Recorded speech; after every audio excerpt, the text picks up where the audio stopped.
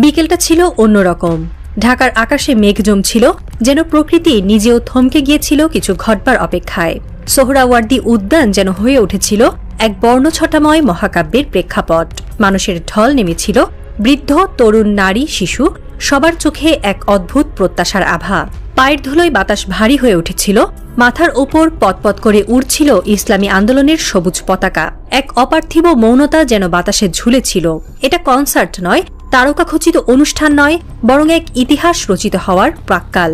মঞ্চে উঠলেন ৭০ ছুঁই ছুঁই এক বয়োজ্যেষ্ঠ মানুষ।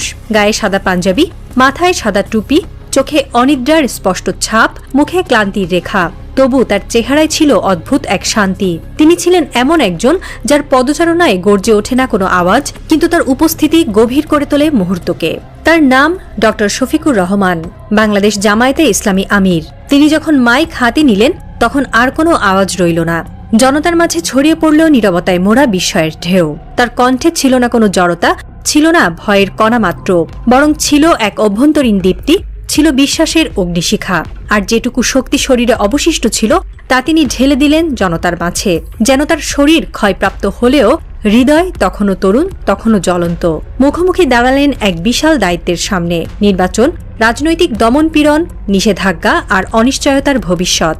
কিন্তু তার চোখে ছিল বিশ্বাস, তার হৃদয়ে ছিল আত্মত্যাগের প্রতিশ্রুতি। তিনি বললেন না কেবল কথা, তিনি যেন প্রতিটি শব্দ দিয়ে মানুষের আত্মা ছুঁয়ে গেলেন। সে বিকেলে সময় যেন থেমে গিয়েছিল। সূর্যের আলো নিস্তেজ হলেও মানুষ জ্বলছিল সাহসে, বিশ্বাসে, ভালোবাসায়। কোনো ক্যামেরা পুরোপুরি ধারণ করতে পারেনি সেই আবেগ, সেই স্পন্দন, যা গোপনে তৈরি হচ্ছিল একটি জাতির হৃদয়ে। হঠাৎ করে তিনি কেঁপে উঠলেন, একটু নড়লেন, তারপর সামনে পড়ে গেলেন মঞ্চের ওপর। পুরো জনতা চিৎকার করে উঠল, স্যার, আল্লাহু আকবার, আমিরে জামায়াত। চারপাশে দৌড়াদৌড়ি শুরু হলো। ডাক্তাররা ছুটে এলেন। অক্সিজেন নেওয়া হবে কি না এই চিন্তার মধ্যেই আবার উঠে বসলেন তিনি। বললেন, একটু পানি দেন। তারপর আবার শুরু করলেন কথা। কেউ থামাতে পারল না। দ্বিতীয়বারও তার শরীর সইল না, আবার পড়ে গেলেন। এবার ঘাড়ের কাছে কাঁপছে মাইক্রোফোন, কিন্তু কণ্ঠ থামেনি। বসে থেকেই বলতে লাগলেন। প্রেসার মাপা হচ্ছে, হার্টবিট দেখা হচ্ছে, কিন্তু তার কণ্ঠে তখন বজ্রপাতের শব্দ। যতদিন হায়াত আছে লড়ব, থামব না। এর দৃশ্য যেন কল্পকাহিনীর মতো। মঞ্চের উপর একজন নেতা পড়ে আছেন, ডাক্তাররা চেষ্টা করছেন তাকে সারাতে, কিন্তু তিনি বসেই বলছেন, আমি এখনো বাঁচি, আমি এখনো বলবো, আমি এখনো লড়ব।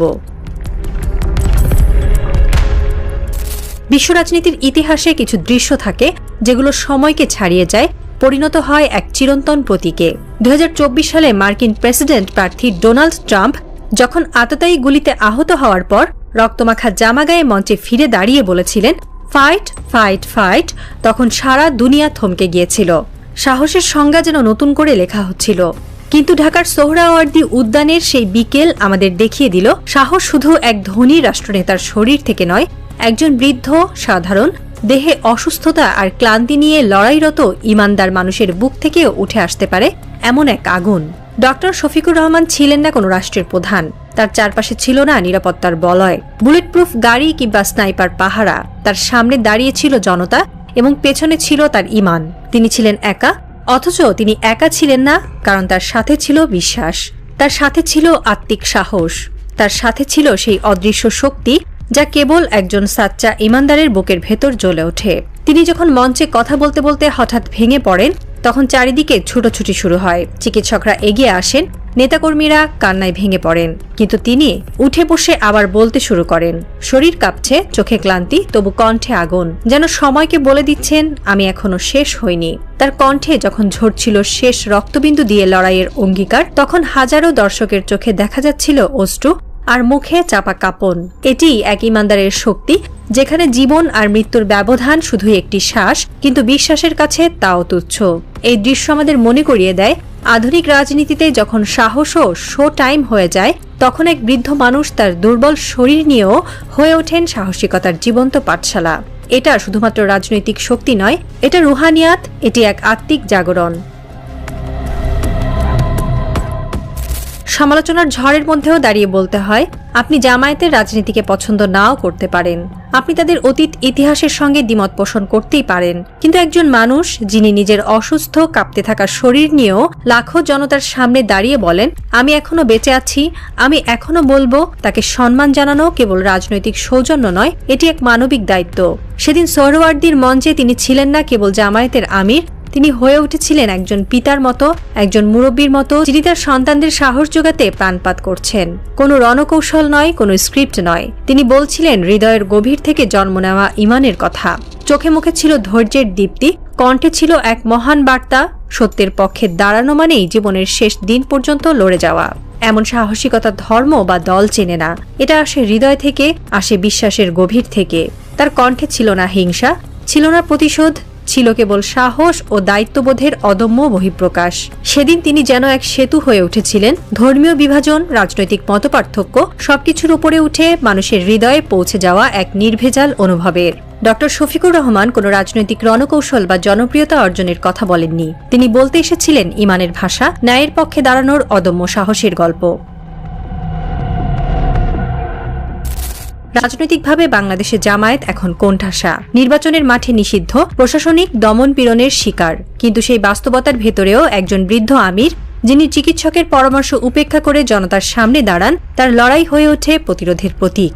এটা কেবল জামায়াত নয়, একটি রাজনৈতিক আন্দোলনের বিরুদ্ধে রাষ্ট্রযন্ত্রের কঠোরতার মাঝেও মানবিক ইচ্ছাশক্তির বিজয়। এই মুহূর্তে যখন বাংলাদেশের রাজনীতির মঞ্চে নৈতিকতার সংকট, তখন ডক্টর শফিকুর রহমানের এই দৃশ্য একটি ব্যতিক্রমী উদাহরণ। সন্ধ্যা নামার সঙ্গে সঙ্গে সোহরাওয়ার্দী উদ্যান খালি হতে শুরু করে। মঞ্চে পড়ে থাকা পানির বোতল, কাপড়ে থাকা স্টেথোস্কোপ, ফেলে যাওয়া ব্যানার, সব মিলিয়ে যেন এক যুদ্ধের পরে ফিরে যাওয়া সেনাদের স্মৃতি। কিন্তু মানুষের চোখে তখনও অশ্রু, কারো চোখে কৃতজ্ঞতা, কারো চোখে বিস্ময়। স্যার কি ঠিক আছেন? স্যারকে আবার হাসপাতালে নেওয়া হলো কি? এসব জিজ্ঞাসা বাতাসে ভেসে বেড়ায়। তবুও মনে পড়ে যায় সেই কথাগুলো, আমি এখনো বাঁচি, এখনো বলবো, আমি এখনো লড়বো।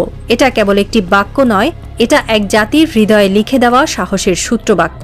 যেন ইতিহাস বলবে, যখন দেশ ভেঙে পড়েছিল নৈতিকতাহীন রাজনীতির ভারে, তখন একজন বৃদ্ধ উঠে দাঁড়িয়েছিল।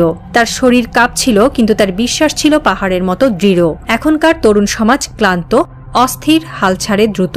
তারা অনেকেই মনে করে একটা পর্যায়ে গিয়ে থেমে যেতে হয়, মাথা নিচু করতে হয়, আত্মসমর্পণই বাস্তবতা। কিন্তু ইতিহাস বারবার প্রমাণ করেছে সবচেয়ে বড় শক্তি অস্ত্রে নয়, সাহসে। সেদিন সোহরাওয়ার্দী উদ্যানে সেই মুহূর্তে একজন বৃদ্ধ মানুষ মঞ্চে পড়ে গিয়ে যখন আবার উঠে বসে বললেন আমি এখনো বেঁচে আছি, আমি এখনো বলবো, তখন তিনি কেবল নিজের রাজনৈতিক অবস্থান ব্যাখ্যা করেননি, তিনি একটি জাতিকে নতুন করে দাঁড়াতে শিখিয়েছিলেন। যখন কেউ চাপে পড়ে ধৈর্য হারিয়ে দেয়, তখন মনে রাখতে হবে সেই বৃদ্ধ মানুষটির কথা।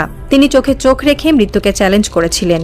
এই লড়াই ছিল ব্যক্তিগত নয়, এটা ছিল এক বিশ্বাসের, এক আদর্শের লড়াই, যেখান থেকে উঠে আসে চিরন্তন পাঠ, ন্যায়বোধ। হারিয়ে গেলে মানুষ বাঁচে না, টিকে থাকে না কোনো সভ্যতা। সেই একটি মুহূর্ত যা আজীবন সাহস যোগাবে, একটি কাপা কণ্ঠ, একটি কষ্টে ভরা বুক, একটি মঞ্চের উপর পড়ে থাকা শরীর, এই দৃশ্যগুলো আমাদের মনে করিয়ে দিবে সবকিছু শেষ হয়ে যায় না। শেষ মানেই থেমে যাওয়া নয়, শেষ মানেই হয়তো শুরু নতুন কোনো সংগ্রামের, নতুন কোনো ইতিহাস লেখার। এমন মানুষেরা রাজনীতির কাগজে হয়তো নাম পায় না, কিন্তু তারা মানুষের মনে গেঁথে থাকেন যুগের পর যুগ। হয়তো একদিন কোনো ক্লান্ত তরুণ রাজপথে হাল ছেড়ে দিতে চাইবে, তখন কেউ বলবে তুমি কি সেই বৃদ্ধ মানুষটির কথা জানো, যিনি মৃত্যুর মুখোমুখি হয়েও বলেছিলেন আমি থামব না।